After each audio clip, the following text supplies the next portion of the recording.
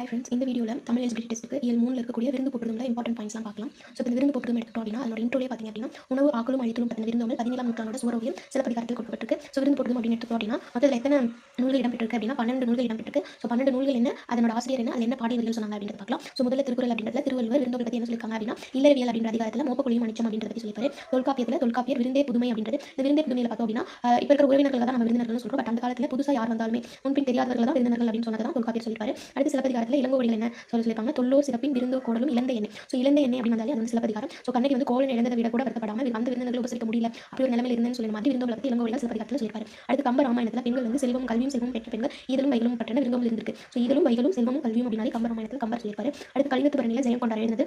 அவர் என்ன சொல்றாரு அப்படின்னா வந்த விருந்தினருக்கு முகமலர்ச்சியோட விருந்து கொடுக்குது அப்படின்ற பற்றி பாடல்கள் சொல்லியிருக்காங்க. விருந்தினரும் வறியவரும் முகமலரும் நீளும் போல அப்படின்ற மாதிரி பாடல் வந்துச்சு அப்படின்னா கலிங்கத்து பரணி ஜெயம் கொண்டார். அடுத்து நற்றினை அப்படின்றதுல பாடல் வரி அல்லில் ஆயினும் விருந்து வரி நோக்கும். நடு இரவு விருந்தினர்கள் வந்தால் கூட பெண்கள் வந்து என்ன பண்ணுவாங்க அப்படின்னா உபசரிச்சு அவங்களுக்கு விருந்தோம்பல் செய்வாங்க. ஸோ நள்ளிரவில் அல்லில் அப்படின்னா நள்ளிரவில். ஸோ நள்ளிரவில் நம்ம விருந்தோம்பல் செய்வது ஒரு நல்ல பண்பு, நற்றினை அப்படின்னு ஞாபகம். புறநாராட்சி பாடல் என்ன சொல்லியிருக்காங்க, காலின் 7 அடி பின் சென்று. ஸோ 7 அடி சென்று அவங்க நம்ம வழி அனுப்புவோம் அப்படின்னு. ஸோ 7 அடி அப்படின்றது நம்ம பொறுமையாக நடந்து போவோம். ஸோ அதெல்லாம் புறநாராட்சி பாடல். அடுத்து குறுந்தொகையில் என்ன சொல்லியிருப்பாங்க அப்படின்னா பல புது வாயில் அடைப்பல். அதாவது இரவு வந்து வீட்டை வந்து நம்ம க்ளோஸ் பண்ணுறப்போ யாராவது சாப்பிட்டு இருக்கீங்களா, விருந்தினர்கள் யாராவது இருக்கீங்களான்னு கேட்கறது இந்த பாடல். ஸோ எப்படி ஞாபகம் அப்படின்னா பல புகு வாயில். ஸோ நிறைய பேர் போகக்கூடிய அந்த வாயில் ரொம்ப குறுகலாக இருந்துச்சு, அதுதான் குறுந்தொகை பாடல். ஸோ பல புகு வாயில் வந்துச்சுனாலே எந்த பாடல் என்ன நூல் அப்படின்னா குறுந்தொகை. அடுத்து கொன்றை வேந்தன்னா அவையார் எழுதியிருக்காங்க. என்ன அப்படின்னா அந்த சாப்பாடை பற்றி சிறப்பாக எழுதியிருப்பாங்க, வரதரிசி முறமர அந்த மாதிரி எழுதிப்பாங்க. ஸோ இந்த மாதிரி வந்துச்சு அப்படின்னா கொன்றை வேந்தன். அடுத்து புறநானூற்றில் மொத்தம் 3 பாடல்கள் இருக்கு. ஃபர்ஸ்ட் ஒன்று என்ன அப்படின்னா அமைதி கிடைச்சாலும் தனியாக உண்ட மாட்டாங்க அப்படின்றதா. உண்டால் அம்மா அமைதம் தனியார் உண்டலும் அப்படின்றது புறநானூறு பாடல். அடுத்து என்ன அப்படின்னா குரல் உனக்கு விதை திணை. ஸோ வந்து விருந்தினருக்கு சாப்பாடு இல்லாதனால விதைக்கு வச்சிருந்த திணை எடுத்து உரல்ல போட்டு என்ன பண்ணாங்க இடிச்சாங்க. அதை பற்றின பாடலும் புறநானூறில் இடம்பெற்றிருக்கு. அடுத்து மூணாவது என்ன அப்படின்னா ஸோ வந்து விருந்தினருக்கு இருமுறை. நேற்று வந்து விருந்தினருக்கு இருமாலான பழைய வாழை பணியம் வச்சு நம்ம வந்து விருந்து வச்சோம். இன்னைக்கு வந்து விருந்தினருக்கு கருங்கோல் ஆட்டு சீரியால பணியம் வைக்கணும் அப்படின்ற பாடலும் இல்லை அப்படின்னா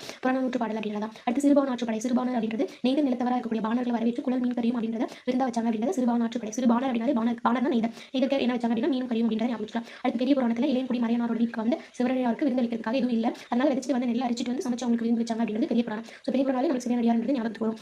அது மட்டும் இல்லாமல் இன்னும் என்ன கேட்பாங்க அப்படின்னா அமெரிக்காவில் மினசோட்டா தமிழ்ச்சங்கம் இருக்குது. அங்கே என்ன பண்ணுவாங்க அப்படின்னா வாழை இலை விருந்துலா அப்படின்றத வச்சு செலிப்ரேட் பண்ணுவாங்க. அடுத்து தமிழர் பண்பாட்டில் வாழை இலைக்கு தனித்த இடம் உண்டு. இதை மாற்றி கொடுத்து கரெக்ட் சென்டென்ஸ் கேட்பாங்க. ஸோ இதெல்லாம் வந்து என்ன அப்படின்னா விருந்து போட்டதுல இருக்கக்கூடிய இம்பார்ட்டன்ட் நோட்ஸ். இப்போ ஒரு கொஸ்டின் பார்க்கலாம். பொருந்து செல்வமும் கல்வியும் புத்தலால் வருந்தி வந்தவருக்கு டேஷ். ஸோ இந்த டேஷ்ல என்ன வந்து ஃபில் பண்ணுவாங்க, அன்பும் மரணமா பண்பும் நிறையுமா ஈதலும் வைகளுமா வளமும் நலமுமா. ஸோ செல்வமும் கல்வியும் பெண்களுக்கு சிறப்பு. அதை பற்றி சொன்னது என்ன அப்படின்னா ஈதலும் வைகளும். கம்பராமாயணத்தில் கம்பர் சொல்லியிருப்பாரு. அடுத்த கொஸ்டின் நேற்று வந்து விருந்தினர் பேணுவதற்கு எதை பணியம் வச்சாங்க அப்படின்றது. ஸோ கரெக்டாக மேட்ச் பண்ண சொல்லியிருக்காங்க. ஸோ இரும்பாலான பழையவாள் என்னன்னு பார்த்தோம், புறநானூறு அப்படின்றது. அடுத்த கொஸ்டின் இந்த சொற்கள்லாம் ஒழுங்குபடுத்தி எழுத சொல்லியிருக்காங்க. வாழை இலைக்கு தமிழர் இடம் உண்டு தனித்த பண்பாட்டில். இதுக்கான கரெக்ட் என்ன அப்படின்னா தமிழர் பண்பாட்டில் வாழை இலைக்கு தனித்த இடம் உண்டு, ஆப்ஷன் சி. கடைசி கொஸ்டின் கல்வியும் செல்வமும் பெற்ற பெண்கள் விருந்தும் டேஷ் செய்வதாக கம்பர் குறிப்பிட்டுள்ளார். மருந்து ஈகை ஆற்றல் வீரம். கரெக்ட் ஆன்சர் கமெண்ட் பண்ணுங்க.